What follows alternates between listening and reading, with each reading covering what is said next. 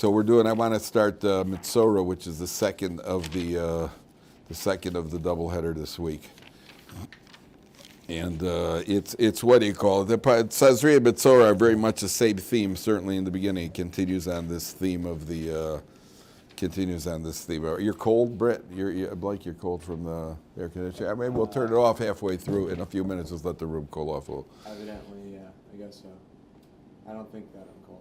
I guess I'm presenting that I'm cold. Yeah, Really, I guess I am cold. But you're not cold. I'm trying to pretend like I'm not cold. You're just wearing a hood. By putting my hood on. Yeah, okay. You just want to be a Baba. Yeah, okay. Yeah. The Baba Blake. You never saw the Kabbalists with their white hoods? The Kabbalists with the white hoods. You only think you're cold. You only are cold if you think you're cold. Oh, I see. Yeah. It's a mental game. Oh, I see. You lived in Chicago. Mental game. Yeah. We're mental for living in Chicago. That was the mental game. Yeah. Yeah, for real. Yeah. Tell me about mental games. All right. So now we're talking about the purification process on page 620. V'daber Hashem el Moshe lemor, zos tia Torah sa-metzora b'yom ta'araso. The word Torah over here, the plain meaning is that these are the instructions for the Metzora on the day he becomes purified. V'huva el ha-kohen, and he's brought to the Kohen. Now the word Torah comes from the word Torah itself comes from the word hora'ah, which is instruction, which is teaching. That's why the Torah is called Torah. So here, right off the bat, you have a bit of a contradiction, because over here it says he's brought to the Kohen. And the next pasuk says, "V'yatza haKohen al michutz lamachna." The Kohen goes outside the camp. V'roa haKohen v'nei nirpa nagatz. The Kohen goes to him. So the first pasuk says he's brought to the Kohen, page 620. The second pasuk, the very next pasuk says, "V'yatza haKohen al michutz lamachna." The Kohen goes out to the camp to the Metzora. So make up your mind, which one is it? You see the problem. The second line says, "V'huvel haKohen." He's brought to the Kohen. The second pasuk says, "V'yatza haKohen al michutz lamachna." The Kohen goes outside the camp. So just the practical explanation before we get to the symbolic, the deeper idea. The practical explanation, according to some of the commentaries, is that when this guy seems to have been cured, now he's outside the camp, and he seems to be cured. He's got no more of these signs or whatever it is. He sends somebody, goes to the Kohen and tells the Kohen, what's his name out there, seems to be okay. So then the Kohen, this guy comes towards the edge of the camp, but he's not allowed in the camp, because until the Kohen purifies him, he's still got Sarah. He's considered Tameh. The Kohen goes out and they meet at the 50-yard line.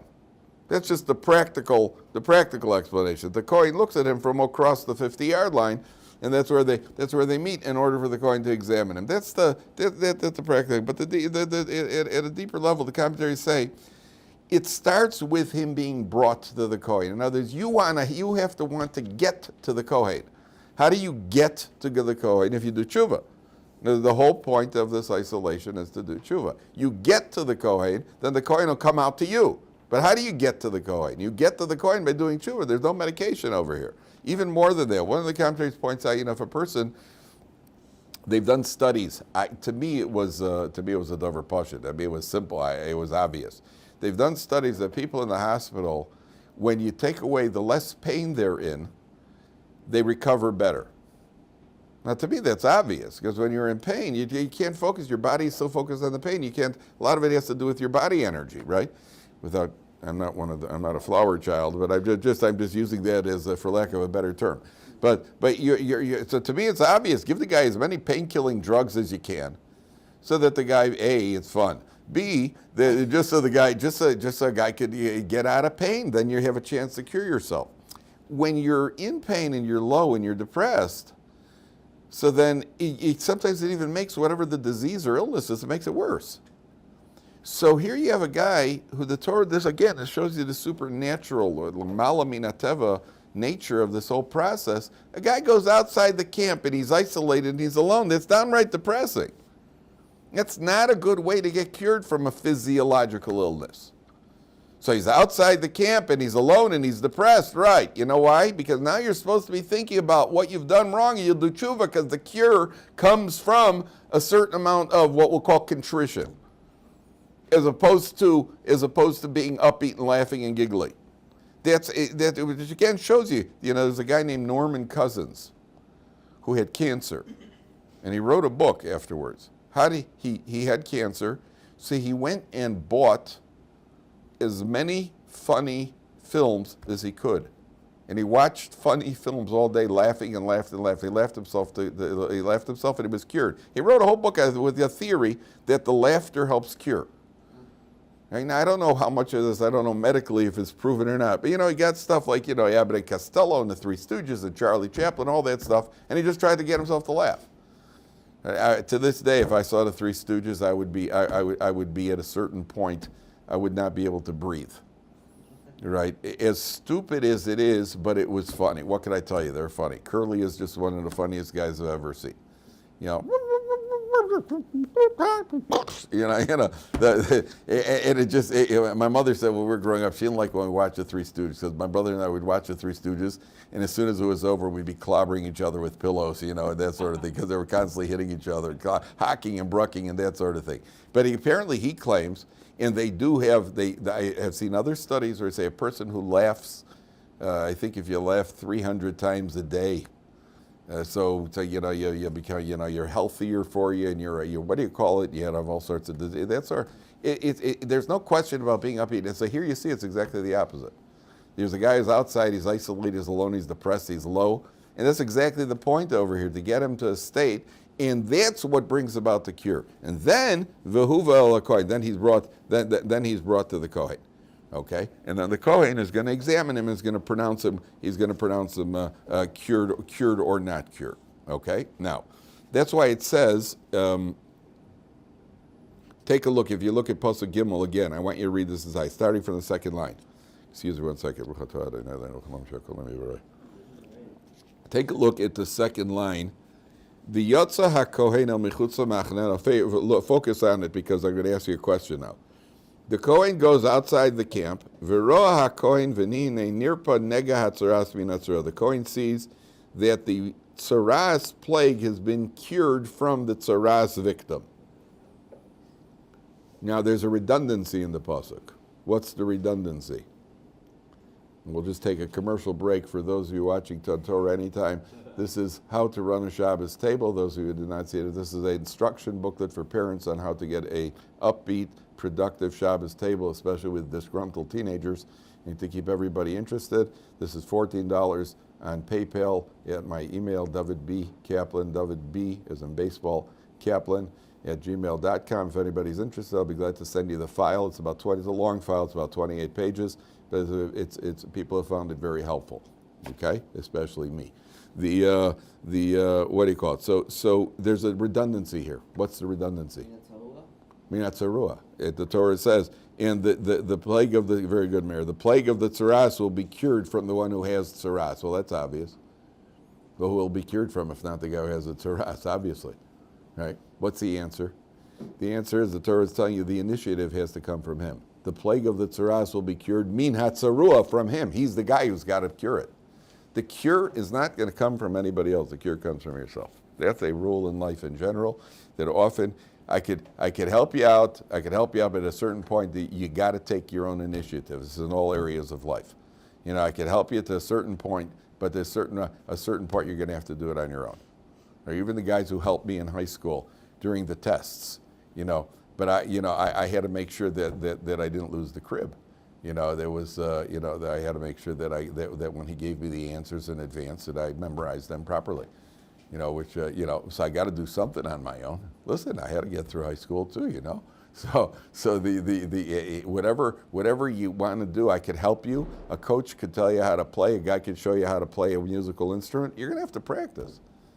I don't know if any of you play musical instruments, right? But if you play, what do you play, Mir? I play the guitar. Guitar. Okay. What do you play? Violin. Oh, all right. You told me you play violin. You could have the best teacher in the world, but unless you put in the work, you're going to have to do something on your own. Not only something, you have to do most of it on your own. And the same thing when it comes to Torah, when it comes to learning Gemara. A Gemara Rebbe could teach you, you could go to a Gemara shir and you could learn, you could be taught how you could talk Gemara, but you got to work at it. Most of the time, most of the growth is on your own. Most of the growth, Gemara is like with lifting weights. I can show you how to do it. I can show you the technique and how not to strain yourself and everything else. You're going to have to stand there and pump iron. That's the rule, and that's the way it is. So this guy who's trying to do tshuva, he's going to have to do it on his own. He's got to come up with the tshuva. Can't do it for him. Nobody can do it for you. You're going to have to do it yourself. There's a Gemara that says that there was a man named Elazar ben Durdaya. Remember we mentioned this guy? Elazar ben Durdaya had visited with every woman of ill repute in the world. I don't know if it means literally every one of them, but he had mentioned he had visited with quite a few. And then he met one who charged a very high price, and he made an appointment, and he went off to see her, and at the last minute, it derailed. And she said to him that she broke wind. And she said to him, the same way that can't come back, Elazar ben Durdaya can't do tshuva. So he went and he put his faith, he said to the mountains and hills, intercede on my behalf with God that I could do tshuva. And the mountains and the hills said back to him, we got our own issues. He said, the heavens and the various constellations, I want you to intercede for us, so we got our own issues. So finally he said a very famous line, Ein hadavar taloy ela bi. It's all dependent on me. Right? And he put his head between his knees and he cried out in tshuva until his neshama left him. But at the end of the day, in a davar tolei ela bi, there's a certain point. And you find in life, I want to tell you something, when you're raising a family with kids, you can't tell anybody what to do. You can't get anybody to do anything. I could explain to you what should be done. I could tell you what should be done over here. Can't make people do anything. Guys come to me in the yeshivas also. Guy asked me once advice about a shidduch. He's going out with a girl. He wants to know she's got this, certain benefits. He sees certain positives, certain negatives. Should he marry her or not? So I tell guys, listen. First of all, I'm not taking the responsibility to tell you if you should or shouldn't. I'm not going to tell you. I'll take responsibility to tell you when you shouldn't. I won't tell you responsibility when you should. I can only tell you what I can tell you. Based on the data, it sounds to me like it would be a good idea. You're going to have to decide on your own. And even when I'm sure somebody should do something, the guy will say, should I stay in yeshiva or should I go back to America? I can tell you what I think you should do. But I'm going to tell you to do it, nobody does what you tell them. People have to decide on their own. Very rare that people just come over and they're willing to accept whatever you say. It's not like, by a doctor, I do whatever the doctor tells me. Yeah, usually. If it tells me to take an antibiotic, I take an antibiotic. It tells me to take a painkiller, so I take double the dose. You got to live sometime, right? But it's like he knows I have no idea. I have no idea, so I'll do it. But very rarely people. Ain't a davar tolei ela bi. You got to do it on you. You got to take the initiative. Okay, let's go on. If you take a look down, pasuk daled. So in this process, so the guy takes vitziva hakohen, 4 lines on the top. V'lokach lamitahir, he takes, for the guy who's purifying himself, shteit tziporim chayos tahoros, he takes 2 living birds, ve'etz erez, a piece of cedar wood, ushni tolas, and how does he translate it? The crimson thread. Ve'ezov, I think he translates as hyssop. There you go, hyssop, right? Which is some sort of bush. Some sort of what? How's that? Right? What's it called? A herb. Herb. Yeah, herb is a name. Yeah, herb. I think. Why you pronounce it a herb? Herbs and spices. I think it's pronounced herbs and spices. But whatever it is, it's like a herb. Yeah, I'm with you. If there's not supposed to be an H there, it's not pronounced, so they kick the H out. Who needs it? What are you confusing us for? Yeah. So you take this. It's like a little bush, Now you'll notice that he takes a eitz erez, which is a cedar. Now the cedars are considered the highest trees. They're not literally the highest trees in the world are. You know what the highest trees are? Sequoias. The sequoias, the California redwoods. Those are massive. Those trees can go up 300 feet. They're so big. They're so wide at the base that they actually drill out at the base and let cars can go through. Yeah. They're massive. What do you call it? But a cedar tree, cedars are very high trees, whereas a hyssop is a very, very little. It's a small little bush. Shni tolas is a crimson thread. But what else does tolas? Tolas means this crimson color. Shni tolas, this crimson thread. And tolas, what else does it mean in Hebrew? Anybody know what's a tolas? You guys never heard of tolas? Tolas is a worm. It's a worm. So you got a thread, which very coincidentally is called the worm. Like Dennis Rodman. Right? It's called the worm. That was his nickname. Right? You have a thread called the worm. So there's no accident here. You know what? Maybe let's turn off the air. Blake's uncomfortable. We'll blame Blake. Yeah. If the rest of us dehydrate in the heat, we'll just. No. Yes, that's it. No, just once. Dang, a winner every time. Thanks. If we dehydrate, we'll all blink, but we'll just gang up on Blake. So there's no coincidence over here. You got the cedar tree, a cedar branch, a piece of cedar wood which is very tall. Then you got two little things next to it. You got the worm, and you got this little piece of hyssop. So the symbolism of it, and you got these two birds. Now one of these birds are constantly chirping. And this guy who got Saras had a problem. He's constantly chirping. That was his problem, he's chirping. And we're going to see that one of the birds is slaughtered, and one of the birds is set free. And the idea of slaughtering the bird is also carries an implication of, slaughter it. Slaughter it. Put a lid on it. My wife used to say to the girls, especially when the girls were talking. I don't remember ever saying it to the boys. When sometimes teenage girls could really go off. It's like a coin stuck in the machine. They're stuck on automatic. And at a certain point, so my wife would say to them in a very, very discreet way, she'd say, maybe you want to rest your voice, honey. Right, rest your voice. I did not say it like that. Right, and my wife would say, rest your voice. Right, so which is a very nice way of saying it. Rest your voice. They just take a break now. And I just add in for the next 24 hours. But they take a break. So the shechting the bird is a way to hint to this guy. You know what? I want to put a plug on it. That's what got you in trouble to begin with. Is it like one of these? Remember the mechanical teeth? They kind of jump around on the table. Sometimes people just say you're stuck on automatic. So you know what? Put a lid on it. Number one. Number two. Part of your problem and the reason that you speak Lashon Hara is because you think you're a cedar tree.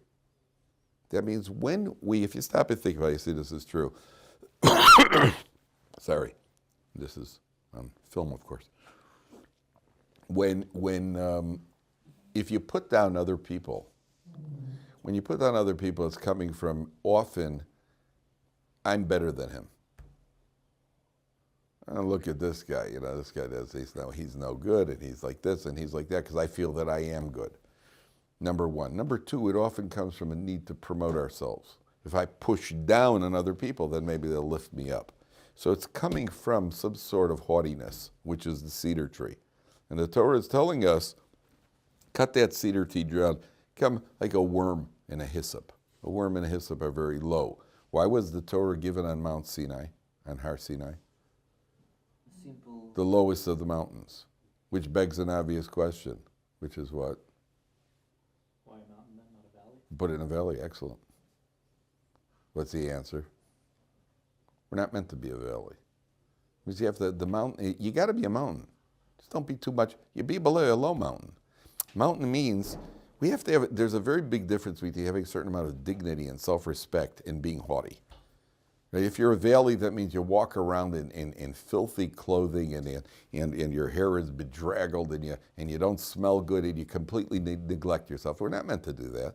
There would be a certain amount of dignity. There's nothing wrong with the person. I just saw in a sefer that there were certain gedolim who would look in a mirror to brush their beard to make sure that their beards were organized before they left the house, because they felt it's an honor of Hashem. Hillel was once walking, the Medrash says, his Talmidim said, where are you going? He said, I'm going to do a mitzvah. They said, what mitzvah? I'm going to bathe myself. Right? He said, why is that a mitzvah? He says, well, you have statues of the king. They have these statuettes of the images of the king. There's a guy who washes them every day. It's in honor of the king. So HaKadosh Baruch Hu gave us a body. We have to maintain a certain level of dignity. So we have to be a mountain. Just don't be haughty. There's a very big difference between being haughty and having a certain amount of self-respect, a certain amount of dignity. That's the idea. I was once, my parents, when I was driving, so my parents told me never pick up hitchhikers. That was one of the rules. When I got my driver's, don't pick up hitchhikers. So only twice in my life did I pick up hitchhikers. One time I was driving and I see a guy standing at the side of the road. And he's got long, straggly hair, torn jeans. He looked like Charles Manson. Right? And my logic, now watch this keen Talmudic reasoning, he looks too much like a pathological killer to actually be a pathological killer. It's like he was wearing a sign, I am a pathological killer. He looked the part too much that he could possibly, so I let the guy, I stopped the guy in California Avenue in Chicago. So we start driving, and the guy was weird as could be, and at a certain point he goes, is it okay if I smoke? So I said, yeah, no problem. So he lights up a joint in the car. I said, not here. We're on a main drag. I said, do me a favor, not here. Right? What do you call it? It's like, were my parents upset when I told them? Whoa, were they upset?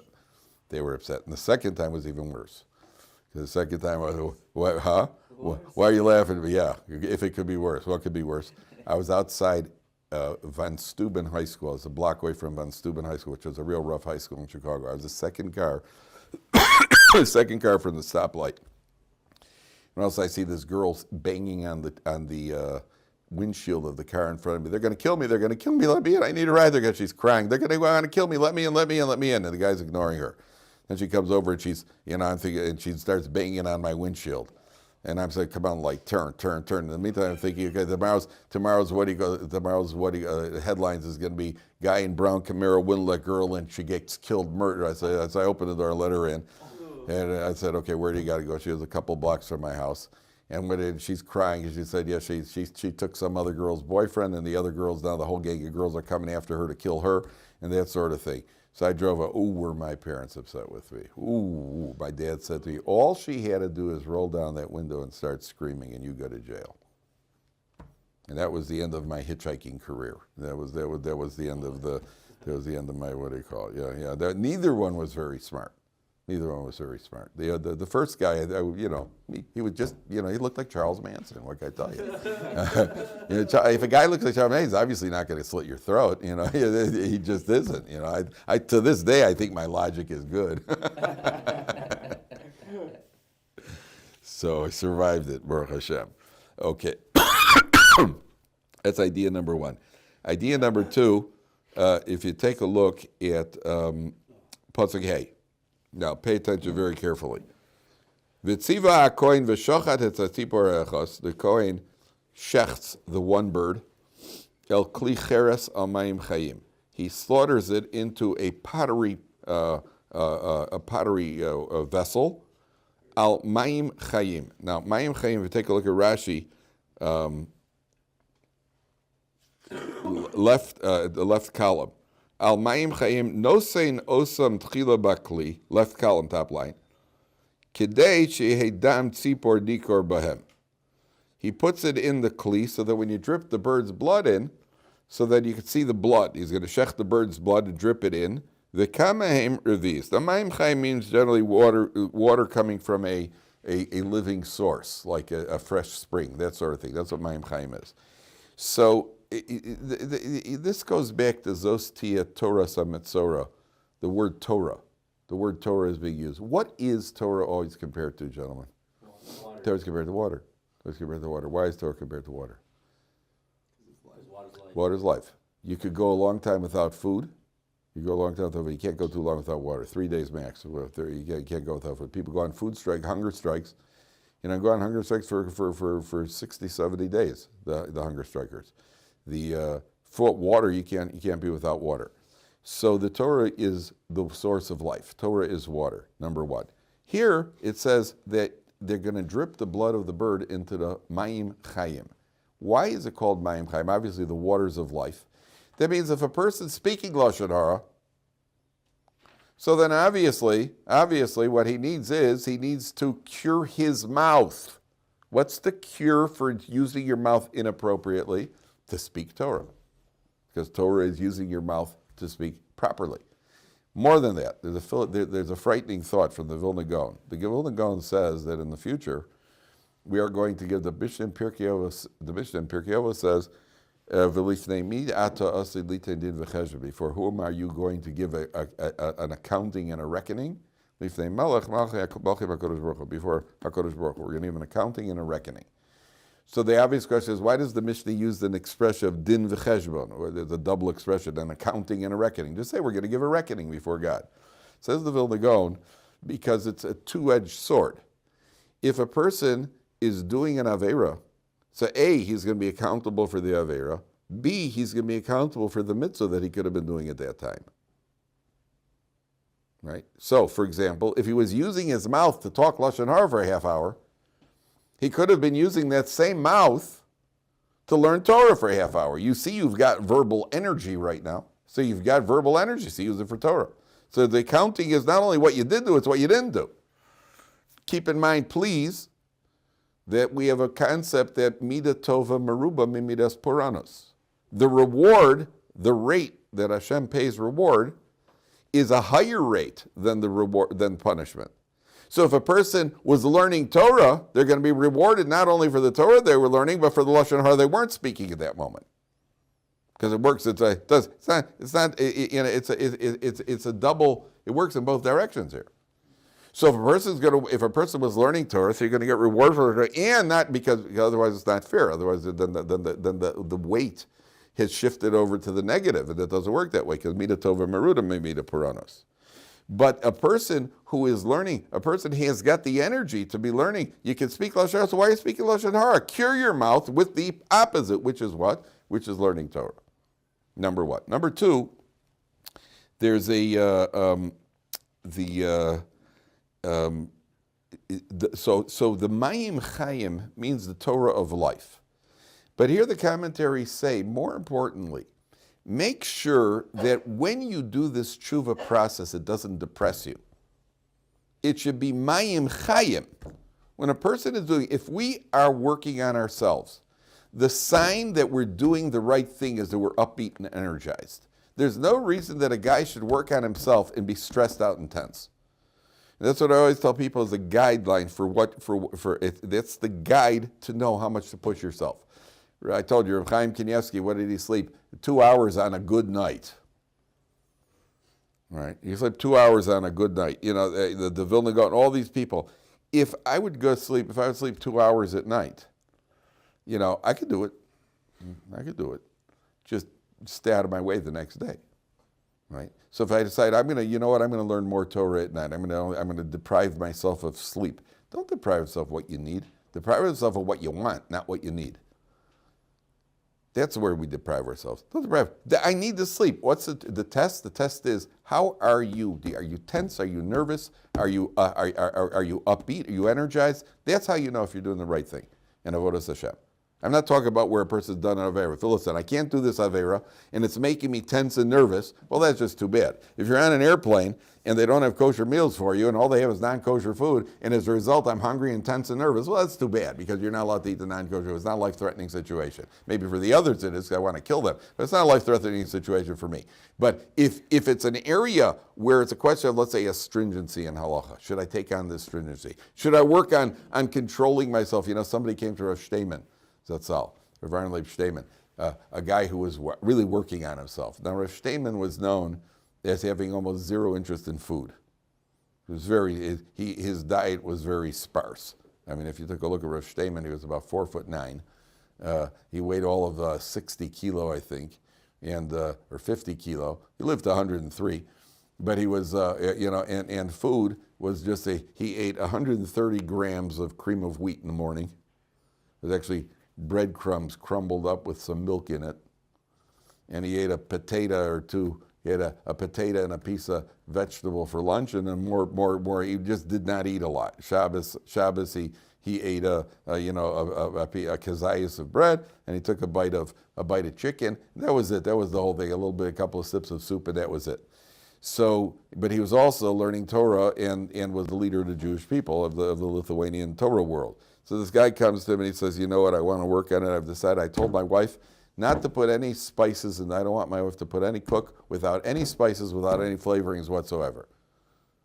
So Rav Shteiman said, okay, I approve on two conditions. I said, yeah. He says, condition number one is that your wife makes a separate pot of food and does that only for you. The rest of the family doesn't have to suffer because of your mishigas. And condition number two is that this is the last mishigas you get involved with. Right? You're not ready for that. Who said you're holding on that level? Who said you're holding on that level? Right? Your family, and so certainly to impose it on the family. Everybody's gonna be frum because I'm frum.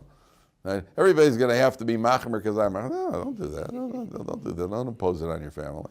Don't impose that. What are you imposing on your family for? I knew a guy who locked himself in a shul on Yom Kippur night.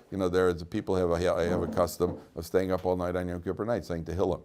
I know a guy who locked himself in a shul on Yom Kippur night all night to say Tehillim. The only problem was his wife was in her 9th month of pregnancy. And he said to her, he's going to lock himself in this shul. And his wife said, it might not be such a great idea. I'm in my 9th month. She was overdue, I think. He said, I could start contractions. He said, don't worry, just be b'simcha, it'll be okay. So he went off and locked himself into the shul. In the meantime, his wife went into labor. She sent the 9-year-old to go get daddy, and he's banging on the door. But daddy, in his devotions on Yom Kippur, was in a sound sleep, fast asleep. So Hatzolah had to come, Baruch Hashem, a boy was born, everybody was healthy and ended happily ever after. But that's and of course his attitude is, see, I told you it'd all be okay. No. No. The answer is no. Just no. So the Torah says it's got to be Mayim Chayim. If a person's involved in Torah, if a person's involved in anything, we have to be upbeat. We have to stay upbeat. If we're not upbeat, we're doing something wrong. We're pushing ourselves too hard. We're not doing the right thing. We put our energies in the wrong areas and so on and so forth. Are you guys planning on going up to Meron on Lag BaOmer? Are you guys Lag BaOmering? No, personally, no. The program goes up. Okay, so here's some people go up to Meron and Lag BaOmer, which is fine if you want to go to Meron and Lag BaOmer if you enjoy that sort of thing. Sometimes you could end up sitting in traffic for 4 hours on the bus and not moving. If that floats your boat, that's up to you. I personally, I would be a wreck. I did it once. I went up with Ohr Somayach once, many, many, many years ago. I think, how long ago was it? About 27 years ago. And I didn't even go up on the main time. We went up the next day. And anyway, I'm a Kohen, so I can't get too close. So I haven't been back since. Some people love that sort of thing. Okay, but what's it going to become? Is it going to be expensive? What? Is it going to make you tense? Is it going to make you nervous? Is it going to energize you? Yeah, it's not simple. These are very difficult things. That's why it says, but it's got to be Mayim Chayim. Okay, I'm going to tell you one last thought because I have a little trouble with my throat. The one bird is shechted. Then the other bird is freed. Why is that bird free? What's the point of freeing the other bird? One bird is shechted and dipped into the blood, and the other bird they set free and he goes flying off. Take a look at Pasuk Zayin.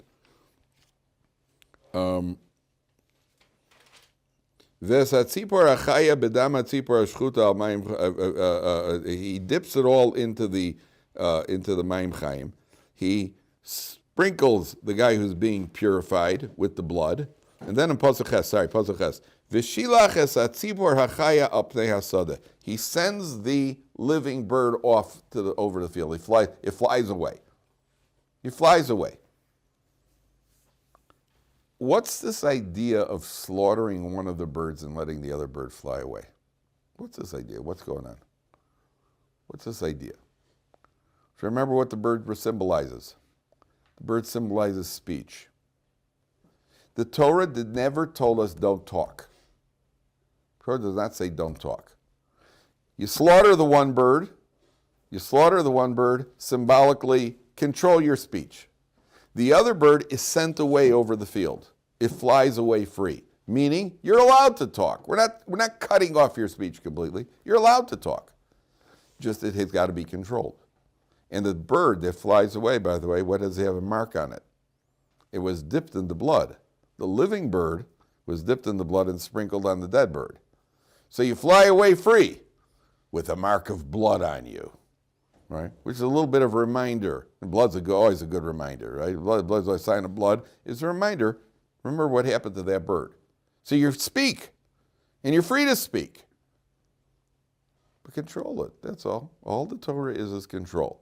My father, Olav Shalom, used to say, if there's one theme that runs through the Torah, start to finish, the Torah does not deprive. The Torah says control, self-control. It's the entire theme of the Torah. Control your eyes, control your thoughts, control what you eat, control what you say, control your ego, control your selfishness, control your generosity. Control, self-control, that's what the Torah is about. It's all about self-control. The Chafetz Chaim, they say, was a very talkative person. The one who wrote the book. He wrote the book on Andre. He was a very talkative person. You look surprised, right? That's exactly why he did it. You know why he did it? He didn't want people to say that the Torah says you can't talk. He wanted to show people you could talk, just don't talk Lashon Hara. You could talk, just don't talk inappropriately. Okay, I'm sure with the Chafetz Chaim when he talked, it was all usually probably Torah themes, that sort of thing. But he wasn't like measuring every word. I've met there are people I've met. There are certain people who think before they speak. That's one thing. But there are other people who I'm uncomfortable around them because it's just like, you know, they're measuring. They're measuring. You know, it's too mechanical for me. I need a little more spontaneous. I mean, what they call spontaneous, I call it normalcy. I know, you know, the Mishnah in Pirkei Avos says you should greet everybody with a friendly countenance. Sever panim yafos. So I knew a guy who was working on this. So when he would greet you, hi. You know, it was so plastic. It was so plastic. I mean, the guy could have been a senator. You know, it could have been a politician. It was just so plastic. It was annoying. You know, I'd rather you frown. I told a family member the other day, a family member was frowning. So I told her, listen, not my wife. She was smiling, even when I'm in a bad mood. But so I told the family, one of my daughters was frowning. I said, you know, studies have shown you use more facial muscles when you frown than you do when you smile. So she gave me like like one of those. But I read once that they tell airline, what do they call it, flight attendants? They tell the flight attendants, if you're in a bad mood, you're having a bad day, start smiling an hour before the flight. Because it actually affects your inside, which is true. Which is true. When you smile, it actually affects your mood inside. People on the street may think you're strange. Every once in a while, I'm on my way to shul in the morning. I'm like, you know, I got the world on my head. And I say, you know, maybe I should smile. Just like I'm practicing smiling. I don't know what people are thinking when they're seeing me. Yeah, you know, people for some reason they're crossing to the other side of the street, so I could guess what they're thinking. But you know, but at the end of the day, they even think you could hear a smile through the telephone. When somebody's smiling, you could hear them smiling at the telephone. And I like doing it when I go to government offices or any of these offices. When I walk up to the counter, the lady's like this. In Israel, the lady's like, Ken. And it's usually just kind of looks bad. You kind of, and I just try to come in as natural as possible. I just try to come in, like, you know, like this. And then she looks up, Ken. You know, and there's that hesitation for, what are you smiling about? I told you, somebody once said, when you're smiling, people think you know something that they don't know. Well, what are you smiling? What are you smiling about? We're supposed to be smiling. We're supposed to be smiling. That's the natural state of man. How do you know? How do you know it's the natural state? Kids are always, nobody ever, when a kid's crying, you know, your 3-year-old, what's wrong? Why is the baby crying? Nobody ever says, why is he laughing? Nobody says, why is the 2-year-old laughing? Why is he giggling? Why is he running around? Why is he upbeat? As soon as they're not upbeat, as soon as if a 2-year-old's lethargic or if he's crying, everybody says, what's wrong? Because that's the natural state. It's only because of the Avera that we got messed up, the original sin. The natural state of man is to be smiling and upbeat. So the Torah's telling you over here that you can talk. There's nothing wrong with talking. And as a matter of fact, you should talk. Isn't the natural state neutralness? What's that? Isn't the natural state just being neutral? No, natural state is simcha. The natural state is simcha. Everything we should have been happy and upbeat. Simcha doesn't mean laughing, you know, like, you know, rolling on the ground, clutching our stomach, you know, knee slappers, right? But it's simcha. Simcha is the natural state. Simcha is the natural state. I got to tell you one second. I forgot what it was. Yeah, go ahead. I mean, my question seems to be that we are very limited in terms of deep, how serious can our teshuva actually be performed, since we can't do all these, like we understand them, but Which aspect? Which aspect? like going to do the birth and then the wood and like to do the procedures, like we don't do them. We understand the meaning. We don't do it nowadays. We can't. Nowadays we can't do it. Right. Nowadays we can't do it. We can certainly do tshuva. Yeah. Right. But The lesson from it we can certainly take. Remember, the Gemara says if you study the korbanos, it's as if you brought a korban. as if you were a friend. It's as if you brought. Remember, the guy's only doing this after he's done tshuva without it.